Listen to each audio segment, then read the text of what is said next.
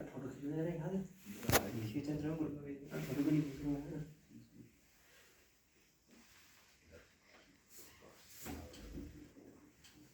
तो हो गया अरे यार फोन लगा दूंगा कौन सी नंबर आया क्या नाम है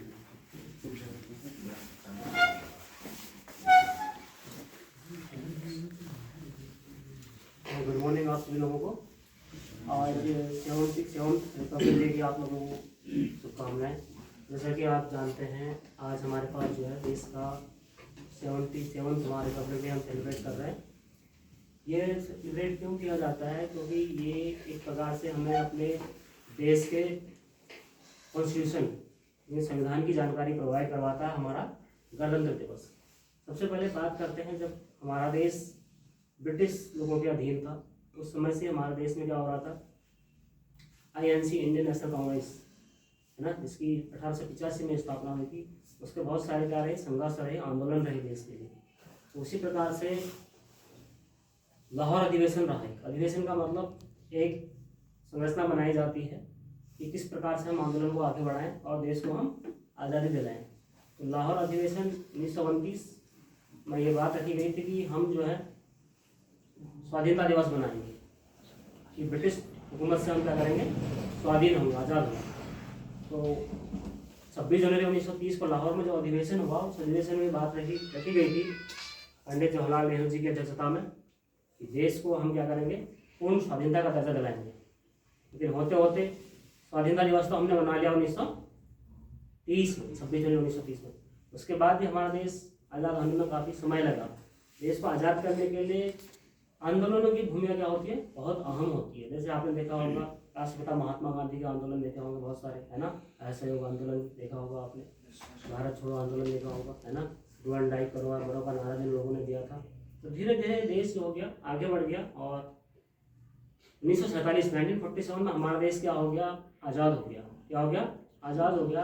जब देश आज़ाद हो गया तो देश आज़ादी का मतलब यह है कि अब जो है हमारे देश में एक हमें नीड रहेगी, किसकी, एक कॉन्स्टिट्यूशन की नीड रहेगी। एक लोकतंत्र के लिए हमें संविधान की आवश्यकता रहेगी। तो ब्रिटिश लोगों ने ये देखा कि भारत का जो है संविधान जब तक बनेगा नहीं तब तक हम इनको इनकी हुकूमत वापस देंगे नहीं। तो धीरे धीरे संविधान ऐसा तो होता नहीं कि एक दिन में बन जाता है।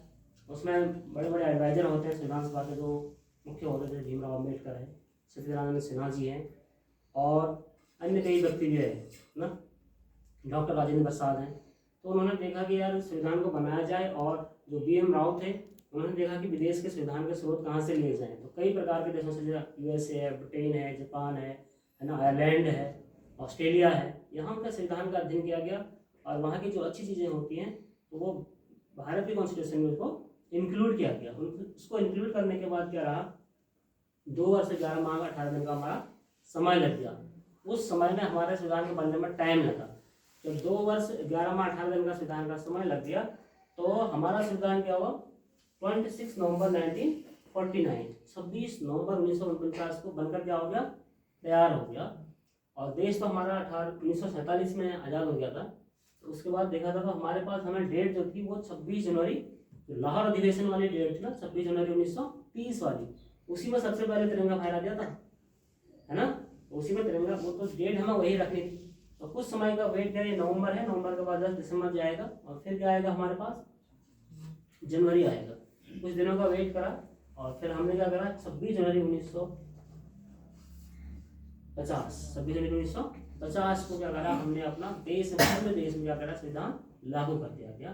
तभी से हम क्या बना रहे हैं, हम अपना एक लोकतंत्र बना रहे हैं, एक संविधान दिवस बना रहे हैं। एक प्रकार से हम क्या बना रहे हैं, गणतंत्र बना रहे हैं। गणतंत्र का मतलब यह है कि हमारा देश का जो राष्ट्राध्यक्ष होगा वो राजा न होके हमारे द्वारा, पब्लिक के द्वारा चुना हुआ व्यक्ति होगा, है ना। पहले राजा का बेटा राजा, राजा का बेटा राजा, ये परंपरा क्या हो रहती थी, चली रहती थी। तो आज हमारा देश जो होता है किसी राजा के अंदर में न चल के, किसी राजतंत्र में न चल के, हमारा देश जो होता है वो लोकतंत्र के हिसाब से चलता है। तो हमारे को संविधान की, मैंने यहाँ पर जैसे बातें लिखी हुई है, इन बातों में पूरा हमारा संविधान की एक बहुत बड़ी क्या होती है, नीड निकल के आती है। मतलब हमारे संविधान की क्या थीम क्या है, तो इसमें ऐसे लिखा है, हम भारत के लोग, हम लोग मतलब हमारे संविधान का जो स्रोत है वो हमारी क्या है, जनता है, पब्लिक है, हमारा हम ही है। मतलब हमें देश के सर्वोच्च जनता है, देखी जाए, है ना।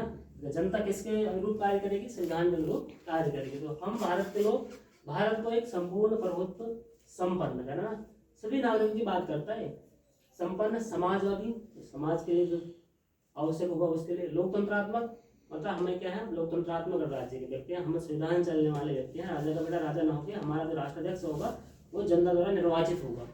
गणराज्य बनाने के लिए तथा उसके समस्त नागरिकों को, भारत के जितने भी नागरिक उन सब में क्या, सामाजिक, आर्थिक और राजनीतिक न्याय, तो हमारा जो संविधान में प्रस्तावना है 3 प्रकार के न्याय की बात करती है, सामाजिक, आर्थिक और राजनीतिक न्याय, ठीक है।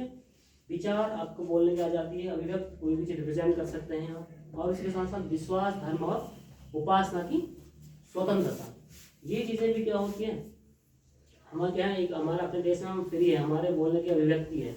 उसके बाद प्रतिष्ठा और अवसर की क्षमता, 2 प्रकार के हमें क्षमता का उल्लेख मिलता है, 5 प्रकार के हमारी स्वतंत्रताओं का उल्लेख मिलता है, 3 प्रकार के हमारे न्याय का उल्लेख है। उसी के साथ प्राप्त करने के लिए तथा उन सब में व्यक्ति की गरिमा और राष्ट्र की एकता और अखंडता सुनिश्चित करने वाले, हमें अपने देश के प्रति क्या करना है, हमें देश के प्रति जुड़े रहना है, हमें देश हित में बातें करनी है ना, देश की गरिमा और उसकी एकता को क्या करना है, बनाए रखना है, ठीक है। उसी के साथ बंधुता बढ़ाने के लिए, है ना, और भाईचारे के साथ, हमें हमारा देश का विविधताओं से भरा हुआ देश है, हमें क्या बनाना है, एकता के माध्यम से चलना है, सभी धर्मों को साथ लेके चलना है, देश में किसी प्रकार की अप्रिय घटनाओं से हमें बचना है, बल्कि हमें राष्ट्र प्रेम की भावना से ओतप्रोत रहना है। ये हमारा संविधान हमें ये प्रोवाइड करवाता है कि हमें पढ़ाई के साथ साथ एक अच्छा नागरिक तब बनेंगे जब हम अपने संविधान के मूल्यों को फॉलो करेंगे, हम अपने संविधान के नियमों को फॉलो करेंगे तो देश में जो अप्रिय घटनाएं होती है हम खुद नहीं कर सकते, है ना। तो एक अच्छा नागरिक बनना एक देश के लिए महत्वपूर्ण योगदान है, जिसमें हमारा आपका सभी लोगों का योगदान बहुत आवश्यक है।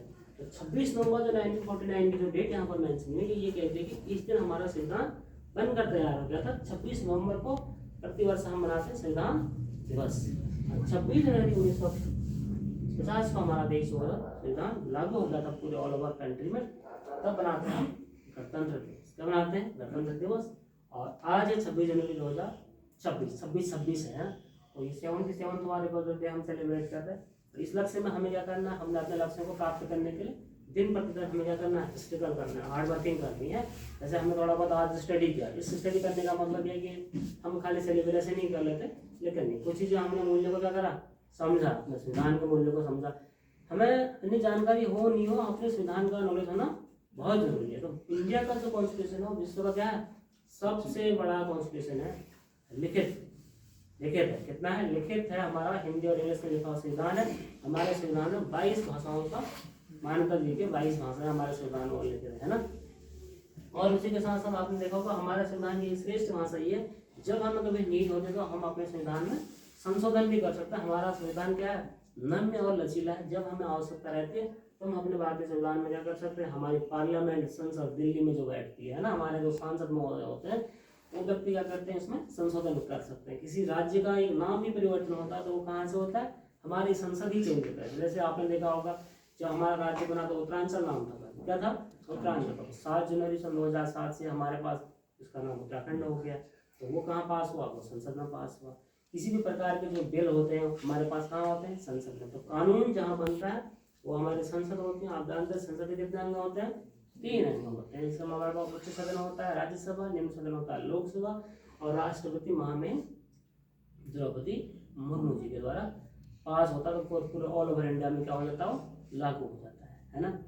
और राज्य स्तर के कानून जो राज्य सरकार निर्माण करती है, जैसे उत्तराखंड में यूसीसी है ना, यूनिफॉर्म सिविल कोड लागू हुआ है, तो ये राज्य सरकार का कानून है, वो हमारे राज्य में अप्लाई होता है। जब भारत सरकार भी इस प्रकार के कानून बना देगी तो राज्य सरकार का कानून प्रस्तुत बनाकर फिर पूरे सेंट्रल गवर्नमेंट का कानून आ जाएगा, वो सर्वोपरि रहेगा, है ना। तो हम सभी लोग जो करते हैं, हम किसको फॉलो करते हैं, हमारा देश किसे चलता है, राजा के द्वारा चलता है, प्रधानमंत्री के द्वारा चलता है, या हमारे संविधान के द्वारा चलता है, हमारे संविधान के द्वारा चलता है। संविधान को हर व्यक्ति फॉलो करता है, हमें भी फॉलो करना। हमें अपने तिरंगे का कैसे सम्मान करना, हमने राष्ट्रीय बिल्डिंगों का कैसे सम्मान करना। हमें गवर्नमेंट बिल्डिंग है उसको आपने देखा होगा पोस्टर चिपकना सख्त मना लिखा रहता है, वो हमारी धरोहर है एक प्रकार। हमारा जैसे लाल किला है, हमारा इंडिया गेट है, हमारा गेट ऑफ इंडिया है, तो ये हमारी धरोहर है। पढ़े लिखे व्यक्ति की एक आदर्श ये होती है कि हमें इन चीज़ों का सम्मान करना है। हमारे को पंडित जवाहरलाल नेहरू हो गए, सुभाष चंद्र बोस हो गए, भगत सिंह हो गए, है ना, लाला लाजपत राय हो गए, जो हमारे आदर्श हैं, राष्ट्रपिता महात्मा गांधी हो गए, है ना, ये हमारे क्या है, आदर्श है। इन आदर्श व्यक्तियों की अपने हृदय में क्या करना है, संजोए रखना है, जिन्होंने देश को बनाने के लिए बहुत सारे आंदोलन करे, है ना। तो देश बनाने के लिए सबसे पहले क्या होता है, आंदोलन होता है ना। आंदोलन के माध्यम से हर चीज़ को हम जीत सकते हैं, है ना। लेकिन दंगा फसाद, देशद्रोही बातें करके इस तरीके से अन्य अपरी घटनाएं होती है, ना कि अच्छी बातें होती है। तो हमें क्या करना है, शिक्षा के माध्यम से आगे बढ़ना है। तो शिक्षा एक हमें आंतरिक एनर्जी देता है जिसके माध्यम से हम किसी भी चीज़ को प्राप्त कर सकते हैं। और इसी के साथ साथ 26 जनवरी में क्या होता है, हमारे देश की थल सेना, वायुसेना और जल सेना जो होती है हमारे पास, है ना। तो ये क्या करते थे, नेवी होती है, ये हमारे पास शक्ति प्रदर्शन भी करते हैं। कहाँ करती है, दिल्ली में करती है। कहाँ करती है, दिल्ली में। दिल्ली में पहले जिस रास्ते में राजा लोग चलते थे ना, उसे राजपथ कहा जाता था, है ना। आजकल हमारे भारत सरकार ने उसका नाम रख दिया गया कर्तव्य पथ। हमारा कर्तव्य है, क्या कर्तव्य है, हमें एक श्रेष्ठ नागरिक बनना है, हमें देश के मूल्यों का पालन करना है, हमें कॉन्स्टिट्यूशन को फॉलो करना है। तो वहाँ पर हमारी सेनाएं क्या करती है, जैसे हमारे पास आर्मी क्या करती है, बड़े बड़े प्रकार है, जैसे हमारे पास सुखोई विमान है, राफेल लड़ाकू विमान, हमारा फाइटर, इनसे प्रदर्शन हो रहा है दिल्ली में, हो रहा नहीं हो रहा है उस राजपथ में। और हमारे जितने 28 राज्यों में से कितने राज्यों की झांकियाँ भी वहाँ पर प्रदर्शन दी जाती है ना। विविधताओं से भरा हुआ देश है हमारे पास, ठीक है।